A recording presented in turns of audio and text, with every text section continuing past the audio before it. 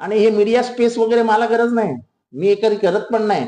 अचानक माझे इंस्टाग्राम सुरू होत नाही ढोल वाजवताना, असे माना हलवताना. मी आहे तो परफेक्ट एकदम. आपापलं काम आपापल्या म्हणजे आपापल्या पद्धतीने करावं. उगाच दुसऱ्यावरती ते तुम्ही मोर्चे काढून दाखवा. तुम्ही काढा ना, तुम्ही लाखोंचे मोर्चे काढता. अहो तुमचं काम एवढंच आहे की जरांगेंना कापायचं. मराठा समाजामध्ये फूट पाडण्यासाठी तुम्हाला पाठवलेलं आहे. हे काय लोकांना कळत नाही काय? कळत नाही लोकांना? लोक काय मूर्ख आहेत? एवढं जर प्रेम आहे ना तुम्हाला मोर्चांबद्दल, आतापर्यंत हजारो मोर्चे निघाले.